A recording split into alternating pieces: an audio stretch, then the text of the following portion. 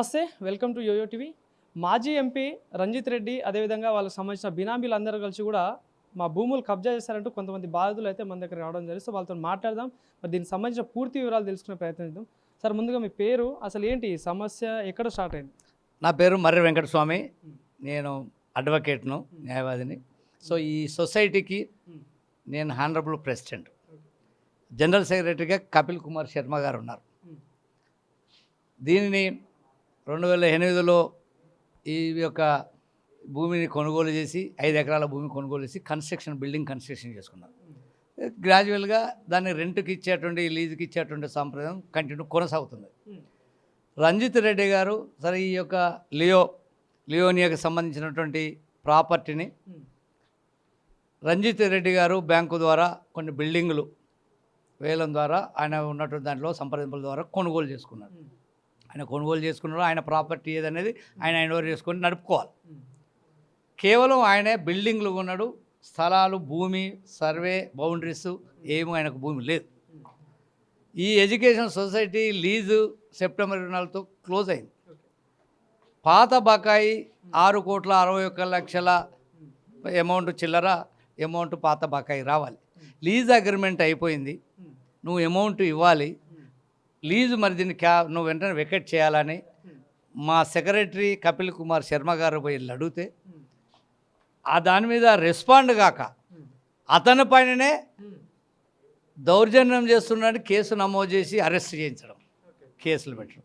అసలు వాళ్ళ మీద పిటిషన్లు ఇస్తే కేసులు పెట్టి నమోదు చేసి ఎఫ్ఐఆర్లు చేసే క్రైమ్ పెట్టేటువంటి సిచ్యువేషన్ పోలీసుకు లేదు.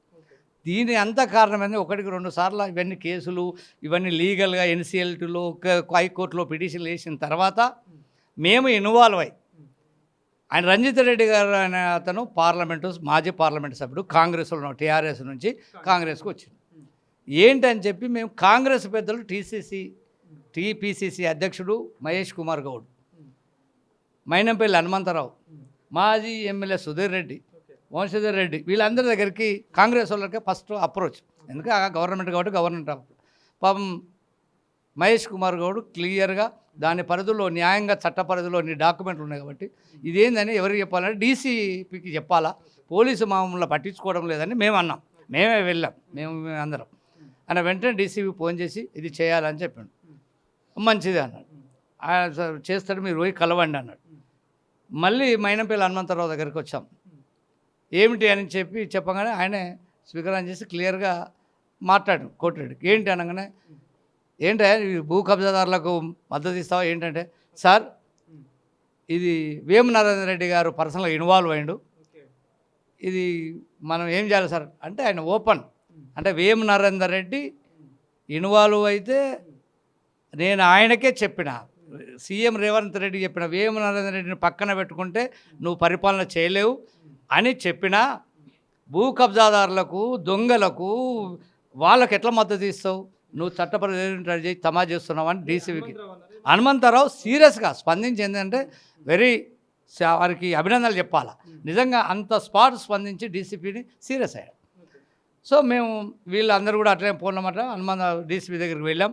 అంతకుముందు పోతే రెస్పాన్స్ తక్కువ, ఇది ఇచ్చిన తర్వాత పోయిన తర్వాత వయా మీడియా ఒక 3 days టైం ఇవ్వండి, వాళ్ళని పిలుస్తా, దీన్ని సెటిల్ చేస్తా, మీరు తొందరపడద్దంటే మా కపిల్ కుమార్ శర్మ ఏంటంటే కేసులు నా మీద పెట్టారు, మేము పెట్టిన కేసులు రిమాండ్ చేయడం లేదు, కానీ నన్ను రిమాండ్ చేశారంటే ఈ కేసులు అన్నీ క్లోజ్ చేస్తా, ఈ ముందు వయా మీడియా అంటే అమ్మకబుల్ సెటిల్మెంట్ మీద అందరూ ఏమి రావాలో అవి తీసుకోండి అని చెప్పాడు. ఓకే అన్నాం, కూర్చుండబెట్టారు. 3-5 days తర్వాత కూర్చున్నాం, నేను కూడా ఉన్నాను. ఆ మధ్య మనిషి వచ్చాడు, మాకు రావాల్సిన బకాయి నేను వెంటనే అకౌంట్ చెప్పి సెటిల్ చేస్తా, కానీ అంత కాదు, 66,000 చదరపు అడుగులు కాదు, 29,000 అనేది ఫోర్జరీ డాక్యుమెంట్, అది ఫోర్జరీ అని క్రిమినల్ కేసు పెట్టాం, కేసు రిజిస్టర్ అయింది. There is no investigation, there is no arrest. అంటే మీరు ఒక అడ్వకేట్గా ఉన్నారు, సో లీగల్గా ఫైట్ చేయొచ్చు దీనిపైన, అంటే అవ్వట్లేదు. లీగల్గా ఉన్నది, కేసు రిజిస్టర్ అయింది, అది ఏమైతే హైకోర్టులో వేస్తాం, అరెస్ట్ చేయమని యాక్షన్ తీసుకుంటాం. కేసులో అనేది ఒక భాగం, కేసులు వేస్తే ప్రోలాంగ్, బట్ దీన్ని న్యాయబద్ధంగా మనం డబ్బు ఆగింది, లీజు అయిపోయింది, వాళ్ళని వెకెట్ చేయాలి, చట్ట పరిధిలో పోతే సమ్ టైం పడుతుంది. అమ్మకబుల్ సెటిల్మెంట్లో మనకు వస్తే సమస్య అంతటి మనకేంది. మా వాళ్ళు ఏంటంటే ఈ లేట్ అవుతుంది, మాకు అంత ఇబ్బంది, నడవడం ఇబ్బంది ఉంది, మా డబ్బులు మాకు వచ్చి వెకేట్ చేస్తే బాగుంటుంది, ఎందుకు వాంతో పెద్దవాంతో మాకు కొట్లాట అని మనవాళ్ళు. మనలాంటి వాళ్ళం అయితేనో కొట్లాడడం తాడో పేడ వెళ్తామని అంటాం. కానీ వాళ్ళకేంటంటే ఎందుకు వాంతో అధికార పార్టీ డబ్బు ఉన్నవాడు వాంతో మాకేం కొట్లాడడం మావాళ్ళు. కాబట్టి అమ్మకబుల్ సెటిల్మెంట్ కోసం కూర్చుంటే ఇది అన్నాడు. అది కావడం లేదు. ఆ డబ్బులు ఇవ్వకుండా ఇబ్బంది పెడుతున్నాడు. రోడ్లను కబ్జా చేస్తున్నాడు. ఈడ 300 ప్లాట్లు, ఒక్కొక్క ప్లాటు 1000 గజాలు ఉంటుంది. ఈ ప్లాట్లు ప్రైవేటు వెంచరు, ప్రైవేటు వాళ్ళు కొన్నారు. వాళ్ళకు రానివ్వడం లేదు. మొత్తం గేట్లు పెట్టిండు. వేం నరేందర్ రెడ్డి న్యాయంగా మరి ఎందుకు ఆయన అధికారం ప్రజల ఎన్నుకోబడలేదు? సరే అధికార ప్రభుత్వానికి సలహాదారుగా ఉన్నాడు. మరి రేవంత్ రెడ్డికి అన్ని అంగుళాలు, అన్ని డబ్బులు, దశకాలు, మరి భూ కబ్జాదారుల నుండి, వ్యాపారుల నుంచి, దొంగల నుంచి డబ్బు తీసుకొచ్చి ఆయనకి ఇస్తే మరి ఆ రేవంత్ రెడ్డి గారిని ప్రభుత్వాన్ని నడిపిస్తున్నాడా తెలియదు. మేము ఒకటే అప్పీల్ చేస్తున్నాం. వేం నరేందర్ రెడ్డి ఇన్వాల్వ్ అయిందంటే సీఎం ఇన్వాల్వ్ అయినట్టుగా మేము భావిస్తున్నాం. మేము వారి విజ్ఞప్తి చేస్తున్నాం. ఇలాంటి భూ కబ్జాదారులను, దొంగలను, భయాభ్రాంతులు దౌర్జన్యం చేసే ఈ రంజిత్ రెడ్డి లాంటి వ్యక్తిని తక్షణమే పార్టీ నుంచి సస్పెండ్ చేసి నిజంగా అన్యాయానికి గురవుతున్నటువంటి పేదలు, లబ్ధిదారులకు ఈ సొసైటీని రక్షించడానికి తగిన చర్యలు తీసుకోవాలని ప్రభుత్వాన్ని డిమాండ్ చేస్తాను. అంటే మహేష్ కుమార్ గౌడ్ని కలిసా అంటున్నారు. అదేవిధంగా హనుమంతరావు గారిని కూడా ఫోన్ చేసి మాట్లాడినామని చెప్పేసి అంటా ఉన్నారు. సో మరి అంటే ఈ ముఖ్యమంత్రి దృష్టికి వెళ్ళలేదంటారా? ఇంత పెద్ద మొత్తాన జరుగుతూ ఉంటే ఎందుకు దీనిపై మరి ఎలాంటి చర్యలు తీసుకోవట్లేదు కావచ్చు? ప్రజాపాలన అంటా ఉన్నారు కదా. సో మరి దీనిపై ఎలాంటి యాక్షన్ ఎందుకు తీసుకోవట్లేదు కావచ్చు? అసలు న్యాయంగా నిన్నగాక మొన్న ఒక పెద్ద ఆయన ముఖ్యమంత్రి ఆఫీస్ని ఒక పెద్ద ఆయన ఇన్వాల్వ్ అయ్యిండు. వయా మీడియా సెటిల్మెంట్ చేయడానికి పిలిచిండు. ఆ కూర్చున్నప్పుడు మాట్లాడదాం చేస్తామని రంజిత్ రెడ్డి క్లియర్గా మా వాళ్ళు డెలిగేషన్ 4 పోయింది చేసి, నువ్వు ఎందుకు చేస్తున్నావు, నీకు ఇది అవసరమా, మా భూమి మా ప్లాట్లు ఎందుకు కబ్జా చేస్తాం, రోడ్డు ఎందుకు పోసినావు, అర్ధరాత్రి ఎందుకు పోసినామంటే అర్ధరాత్రి ఏంది, డైలీ నేను బిల్డింగ్ కడతాను, నువ్వు ఇట్లాంటివి మాట్లాడితే కుదరదు అని ఎవరైతే మధ్యవర్తిత్వం ఆఫీసులు ఎక్కడైనా పెద్దవాయన పిలిచిండో ఆయన కరెక్ట్ అనుకున్నాడు. అప్పటి వరకు మా వాళ్ళు పోయి ఇదంతా చెప్పిన తర్వాత ఇది కరెక్ట్ కాదని అనుకున్నాడు. మన వాళ్ళు లేసొచ్చారు. ఏం చేస్తారో చేసుకొని ఏం చేయాలో చేస్తామన్నాం. ఇది స్టార్ట్ చేసినాం. తర్వాత జరిగే పరిణామాలు ఇది ప్రారంభం మాత్రమే. రంజిత్ రెడ్డి యొక్క భాగవతాలు బయటపెట్టడానికి ప్రజలకు వివరిస్తాం. ప్రజల్లో ఆయన అవినీతి అక్రమాలను, దుర్మార్గాన్ని, దౌర్జన్యం ఎండగడతాం. తప్పనిసరిగా ప్రజలకు దూరం చేస్తామని ఇందాక మీరు ఫోర్జరీ చేశారు డాక్యుమెంట్స్ అని చెప్తా ఉన్నారు. సో ఏంటి ప్రూఫ్స్ ఏంటి మీ దగ్గర? అండ్ ఇంకోటి లీగల్గా మీ దగ్గర అన్ని డాక్యుమెంట్స్ ఉన్నట్టేనా? ఉన్నాయి. మార్చి 1వ తేదీన 29,000 అగ్రిమెంటు అయినట్టు, కానీ స్టాంప్ పేపరు మార్చి 23 నాడు స్టాంప్ పేపర్ ఉంటాడు. అదే డాక్యుమెంట్ ఉన్నది, మీకు ఇచ్చాం.